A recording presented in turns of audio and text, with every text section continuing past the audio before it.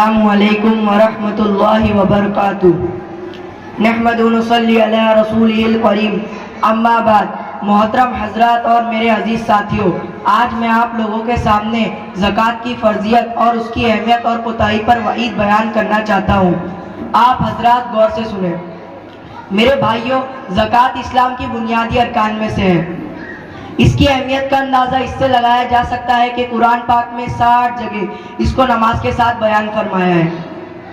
ہر مالدار پر جس کے مال پر سال گزرتا ہو، اسے اپنے مال میں سے 2.5% نکال کر اس کے حقدار کو دینا فرض ہے۔ دراصل جان و مال اللہ تعالیٰ کی عطا کردہ نعمت ہے۔ ان پر اللہ تعالیٰ نے کچھ حقوق رکھے ہیں، جن حقوق کو صحیح طور پر ادا کرنے والے کو مسلمان کہتے ہیں۔ مال کے حق کو ادا کرنے کے لیے باری تعالیٰ نے نماز، روزہ عطا فرمائے ہیں، جو ہماری جانی عبادت ہے۔ مال کے حق کو ادا کرنے کے لیے اللہ رب العزت نے زکوٰۃ، فطرہ، قربانی اور صدقات عطا فرمائے ہیں، جو ہماری مالی عبادت ہے۔ اس حق کو ادا کرنے سے مال و دولت کی محبت نکل کر اللہ تعالیٰ اور آخرت کی محبت پیدا ہوگی، جو دنیا و آخرت کی کامیابی کی کنجی ہے۔ میرے بھائیوں، تمام نبیوں کی شریعت میں نماز کی طرح زکوٰۃ کا بھی تذکرہ ہے۔ ہم سے پہلی امتوں میں یہ حق اس قدر تھا کہ خرچ کرنے کے بعد جو کچھ بچ جائے اسے اللہ کے بندوں پر خرچ کر دو، اگر مستحق نہ ملے تو میدان میں ڈال دو، آسمان سے آگ آتی اسے جلا دیتی۔ یہی حال قربانی اور مال غنیمت اور صدقات کا تھا کہ انہیں استعمال کرنے کی بھی اجازت نہیں تھی، لیکن اس امت پر اللہ تعالیٰ نے رحم فرمایا۔ اول تو ایک متعین مقدار میں کچھ لاگو نہیں۔ ایک آدمی روز کا روز کماتا ہے، خرچ ہو جاتا ہے، ہر مہینے تنخواہ ملتی ہے، خرچ ہو جاتی ہے، اس پر کچھ نہیں۔ ہاں، اگر 612 گرام 35 ملی گرام چاندی کی مقدار میں جمع ہو گیا ہو، پھر بھی فوراً نہیں بلکہ سال گزرنے کے بعد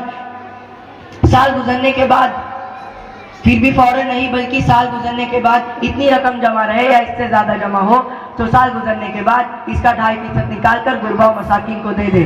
کیا اب ہمارے مال میں سے ان کا اتنا حق تو لاگو ہو گیا ہے؟ کہ اب جب ہم ان کی پریشانیوں میں ان کا سہارا بنیں گے تو وہ ان کے دلوں میں مال والوں کی محبتیں پیدا ہوں گی، وہ دعائیں دیں گے، اے اللہ تیرا شکر و احسان ہے کہ تو نے ہمیں مالداروں کی شکل میں شفیق و مہربان عطا فرمائے، جو ہمارے درد، دکھ، غم میں ہمارا سہارا بنے۔ اے اللہ تو ان کے مالوں میں برکت عطا فرما اور ان کی جان و مال کی حفاظت عطا فرما۔ میرے دوستو، اللہ کے نبی صلی اللہ علیہ وسلم کا ارشاد ہے کہ جب شب معراج میں ایک قوم کا گزر ہوا جن کی شرمگاہوں پر چتڑے لپٹے ہوئے تھے، وہ جانوروں کی طرح چل رہے تھے، وہ جہنم کے پتھر، زہریلے درخت اور زقوم کا پھل کھا رہے تھے۔ آپ صلی اللہ علیہ وسلم نے حضرت جبرائیل علیہ السلام سے پوچھا، یہ کون لوگ ہیں؟ حضرت جبرائیل علیہ السلام نے فرمایا، یہ وہ لوگ ہیں جو اپنے مالوں میں سے زکوٰۃ ادا نہیں کرتے تھے۔ دوسری حدیث میں ہے کہ جن لوگوں کو اللہ تعالیٰ نے مال دیا ہو اور وہ اپنے مالوں میں سے زکوٰۃ ادا نہیں کرتے ہو، ان کے مال کو زہریلے گندے سانپ کی شکل دے دی جائے گی، اس کے دونوں جبڑوں میں زہر کی تھیلیاں لپٹی ہوں گی، وہ گردن میں لپیٹ دیا جائے گا، پھر کہا جو دونوں جبڑوں کو پکڑ کر کہے گا، میں ہوں تیرا مال، میں ہوں تیرا خزانہ۔ قرآن پاک میں ارشاد باری ہے کہ جو لوگ سونا اور چاندی جمع رکھتے ہیں اور اللہ کے راستے میں غربا اور مساکین پر خرچ نہیں کرتے، ایسے لوگوں کو دردناک عذاب کی خبر سنا دیجیے کہ جس دن ان کے مال کو جہنم کی آگ میں تپایا جائے گا، پھر اس سے اس کی پیشانی اور اس کے دونوں پہلو اور اس کی پیٹھ داغ دی جائے گی، پھر کہا جائے گا یہ تو وہی ہے جس کو تم نے اپنے لیے جمع کر رکھا تھا۔ ایک حدیث میں ہے کہ جو قوم زکوٰۃ ادا نہیں کرتی، قحط یعنی سوکھا اور ہر چیز کے نقصان میں مبتلا ہو جانا، آسمان سے بارش روک لی جاتی ہے، اگر جانور نہ ہو تو ایک قطرہ پانی نہ برسے۔ اس لیے اب ہم غور کریں کہ زکوٰۃ ادا کرنا کتنی بڑی ذمہ داری ہے اور زکوٰۃ ادا نہ کرنا دنیا و آخرت میں کتنے بڑے نقصان میں رہتا ہے۔ اللہ رب العزت اپنی پکڑ سے ہماری حفاظت عطا فرمائے اور ہر صاحب نصاب کو زکوٰۃ ادا کرنے کی توفیق عطا فرمائے۔ وما توفیق الا باللہ۔ بہت خوب، ماشاءاللہ۔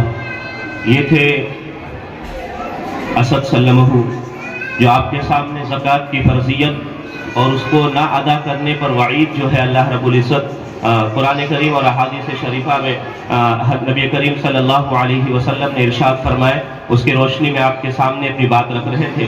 میرے عزیزو، اللہ کے رسول صلی اللہ علیہ وسلم کا ارشاد ہے، بنی الاسلام علی خمس، شہادتی اللہ الہ الا اللہ وان محمد رسول اللہ واقام الصلاۃ وایتاء الزکاۃ والحج وصوم رمضان۔ اسلام کی بنیاد 5 چیزوں پر ہے، اور 5 چیزیں کیا ہیں؟ سب سے پہلے ہے اللہ تبارک و تعالی کے سوا کوئی عبادت کے لائق نہیں، وحدہ لا شریک، اس کے سوا اس کا کوئی ساجی نہیں، اس کا کوئی شریک نہیں۔ اور دوسری چیز یہ ہے کہ محمد صلی اللہ علیہ وسلم اللہ کے رسول ہے۔ تیسری چیز ہے نماز کو قائم کرنا، اور دوسری چیز ہے نماز کو قائم کرنا، اور تیسری ہے زکوٰۃ ادا کرنا۔ یہ اسلام کی بنیادی رکن میں سے اللہ کے رسول صلی اللہ علیہ وسلم نے ارشاد فرمایا۔ اور زکوٰۃ کی ادائیگی پر بہت سارے اجر و ثواب کی فضیلت اللہ کے رسول صلی اللہ علیہ وسلم نے بتائی، اور وہیں زکوٰۃ ادا نہ کرنے پر بہت سخت عذاب سے ڈرایا اللہ کے رسول صلی اللہ علیہ وسلم نے، جیسا کہ اسد صلی اللہ علیہ وسلم نے بتایا کہ جہنم میں لوگ اپنے گھٹنوں کے بل گھسیٹ کر چل رہے تھے، اور زقوم جو جہنم کا سب سے کڑوا پھل ہے اس کو کھا رہے تھے، اور خون و پیپ پی رہے تھے۔ عزیزان گرامی، ایک واقعہ اللہ کے رسول صلی اللہ علیہ وسلم کے زمانے کا ہے کہ ایک شخص تھے، ثعلبہ نام کے ایک شخص تھے جو غریب تھے۔ وہ اللہ کے رسول صلی اللہ علیہ وسلم کی بارگاہ میں آتے اور دعا کراتے کہ اے اللہ کے رسول، آپ دعا کر دیں کہ اللہ مجھے کچھ مال و دولت سے نواز دے۔ اللہ کے رسول صلی اللہ علیہ وسلم کہتے تجھے میرا طریقہ پسند نہیں، میری زندگی پسند نہیں، پھر وہ چلے جاتے۔ پھر دوبارہ اللہ کے رسول نے فرمایا، پھر تیسری بار جب آئے تو انہوں نے کہا کہ اللہ کے رسول صلی اللہ علیہ وسلم اللہ سے دعا کر دے کہ اللہ مجھے مال و دولت دے، اور میں تمام حقوق جو اس کے ہیں وہ ادا کروں گا۔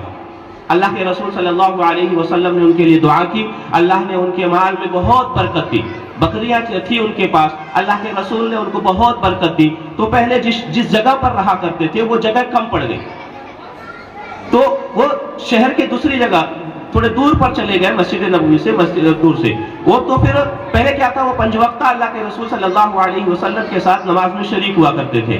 جب وہ دور چلے گئے تو صرف دن میں جو ظہر اور مغرب عصر کی نماز ہے اس میں شریک ہوتے تھے۔ تو اللہ نے اتنی برکت دی کہ وہ جگہ بھی کم پڑ گئی، پھر اس کو چھوڑ کر شہر کے باہر چلے گئے۔ جب باہر چلے گئے تو وہاں سے صرف وہ جمعہ کی نماز کے اللہ کے رسول صلی اللہ علیہ وسلم کے ساتھ پڑھنے آنے لگے۔ اللہ نے ان کے مال میں اور برکت دی، اتنی برکت دی اللہ نے کہ وہ شہر کے باہر تھے، وہاں وہ جگہ کم پڑ گئی، وہ دور میدان میں چلے گئے۔ جب وہاں چلے گئے تو وہاں سے پھر اللہ کے رسول صلی اللہ علیہ وسلم کے پاس آنا نہیں ہوتا تھا۔ اس کے بعد زکوٰۃ کا جب حکم ہوا، اللہ نے حکم دیا زکوٰۃ کی ادائیگی کا، تو اللہ کے رسول صلی اللہ علیہ وسلم نے اپنے قاصد کو جو زکوٰۃ وصول کرتے تھے ان کو بھیجا، اور ان کو بھیجا 2 جگہ، ایک صحابی تھے ان کے پاس اور دوسرا ان کے پاس، ثعلبہ کے پاس۔ تو جب وہ وصول کرنے کے لیے ان کے پاس پہنچے تو انہوں نے کہا کہ یہ تو ایک طرح کا جزیہ ہے، ٹیکس ہے جو مسلمانوں سے نہیں لینا چاہیے۔ تھوڑا آناکانی کیے انہوں نے کہا کہ آپ جاؤ، میں بعد میں سوچ کر بتاؤں گا۔ وہ صحابی چلے گئے، دیگر جگہ پر جانا تھا ان کو، وہاں سے وہ زکوٰۃ وصول کر کے لائے۔ جب واپس آنے لگے تو پھر انہوں نے ان کے پاس گئے تو انہوں نے کہا کہ بھائی یہ تو ایک قسم کا ٹیکس ہے جو مسلمانوں پر لاگو نہیں ہوتا ہے، ٹھیک ہے آپ جائیے، میں سوچ کر بتاؤں گا۔ اللہ کے رسول صلی اللہ علیہ وسلم کے پاس وہ صحابی آئے اور انہوں نے پورا واقعہ ان کا بتا دیا۔ تو اللہ کے رسول صلی اللہ علیہ وسلم جس مجلس میں بیٹھے تھے تو وہاں انہوں نے فرمایا، واہ یا ثعلبہ تو برباد ہو گیا۔ اسی مجلس میں ان کا کوئی رشتہ دار بیٹھا تھا، وہ بھاگے جاتے ہیں اور اللہ کے رسول صلی اللہ علیہ وسلم کا پورا واقعہ سناتے ہیں۔ میں عزیزوں، میں یہ بتا رہا ہوں کہ زکوٰۃ نہ ادا کرنے کی جو وعیدیں ہیں، مسئلہ یہ ہے کہ ہم میں سے اکثر لوگ سرے سے زکوٰۃ نہیں ادا کرتے۔ آج کے اس پڑھے لکھے ماحول میں جو زیادہ پڑھے لکھے لوگ ہیں وہ زکوٰۃ نہیں ادا کرتے، ان کا بھی یہی تصور ہے کہ یہ تو ایک قسم کا ٹیکس ہے، جزیہ ہے۔ اور جو بہت دیندار ہیں، جو زکوٰۃ ادا کرتے ہیں، وہ ان کی زکوٰۃ ادا کرنے کی ترتیب کیا ہے؟ وہ ایک اندازہ لگاتے ہیں کہ ہاں اتنا مال ہے، اتنا زکوٰۃ ہوا، دے دیے. الا ماشاء اللہ جسے اللہ نے توفیق دی ہوگی وہ پورے مال کا حساب لگاتے ہوں گے اور پوری ایمانداری کے ساتھ زکوٰۃ ادا کرتے ہوں گے. بہرکیف جب وہ بھاگ کر گئے ان کے پاس تو انہوں نے جا کر پورا واقعہ بتایا.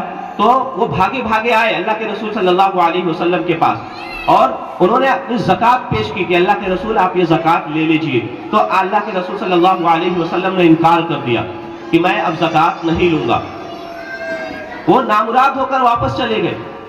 جب حضور کی وفات کے بعد حضرت ابوبکر صدیق رضی اللہ تعالی عنہ خلیفہ بنے تو وہ ان کے دور خلافت میں بھی آئے کہ خلیفہ اول زکوٰۃ قبول فرما لیجئے. انہوں نے بھی انکار کر دیا کہ جب اللہ کے رسول نے نہیں لیا تو میں تمہاری زکوٰۃ نہیں لوں گا. اس کے بعد حضرت عمر جب خلیفہ بنے تو حضرت عمر کے دور میں بھی وہ آئے کہ حضرت عمر خلیفہ دور میں بھی زکوٰۃ قبول کر لیں. میرے عزیزو حضرت عمر نے بھی زکوٰۃ قبول کرنے سے انکار کر دیا کہ جب اللہ کے رسول نے نہیں لیا، صحابہ صدیق اکبر نے نہیں لیا تو میں بھی تمہاری زکوٰۃ قبول نہیں کرتا. کتنی شرمندگی، لعنت و ملعون ہو کر مرا وہ. اور یہ مشہور واقعہ حضور کی وفات کے بعد ایک جماعت کھڑی ہو گئی منکرین زکوٰۃ کی. تو حضرت ابوبکر صدیق رضی اللہ تعالیٰ نے ان کے خلاف جنگ اعلان کیا، جنگ کیا ان کے خلاف، قتال کا اعلان کر دیا ان کے خلاف. تو میرے عزیزو بہت ساری فضیلتیں زکوٰۃ ادا کرنے والوں پر اور بہت ساری وعیدیں زکوٰۃ نہ ادا کرنے والوں پر ہے. اور قرآن کریم میں بالکل تفصیل ہے کہ مساکین ہے، غربا ہے، یتیم ہے، مسکین ہے، بیوہ ہے اور آپ کے تعلقات میں رشتہ دار ہیں جو زکوٰۃ کے مستحق ہیں، آپ ان کو زکوٰۃ دیں. اور آج کے اس دور میں سب سے زیادہ جو حقدار ہے وہ اہل مدارس ہے، آپ کی زکوٰۃ اور صدقات کے مستحق ہے. بہرحال میری بات لمبی ہو جائے گی. میں پھر اس کے بعد نعت نبی گنگنانے کے لیے محمد حیاد ابن سلمان کو آواز دیتا ہوں کہ وہ آئیں اور نعت نبی گنگنائیں.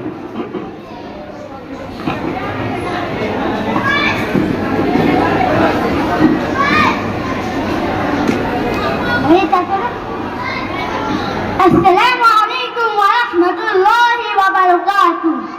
ہرا گنبد جو دیکھو گے زمانہ بھول جاؤ گے، اگر طیبہ کو جاؤ گے تو آنا بھول جاؤ گے.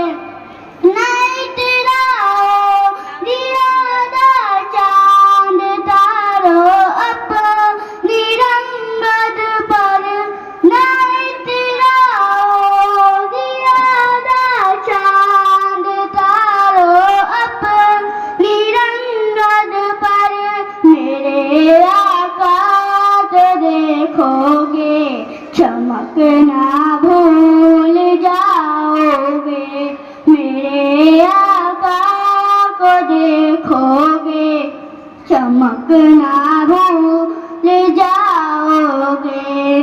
ہرا گنبد جو دیکھو گے زمانہ بھول جاؤ گے، اگر طیبہ کو جاؤ گے تو آنا بھول جاؤ گے.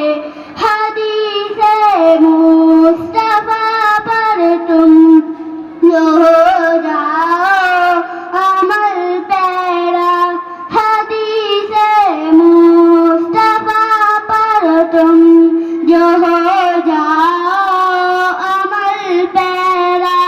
قسم رب کی کبھی ماں کو ستانا بھول جاؤ گے، قسم رب کی کبھی ماں کو ستانا بھول جاؤ گے. ہرا گنبد جو دیکھو گے زمانہ بھول جاؤ گے، اگر طیبہ کو جاؤ گے تو آنا بھول جاؤ گے. اگر تم غور سے میرے نبی کی نعت سن لو گے، اگر تم غور سے میرے نبی کی نعت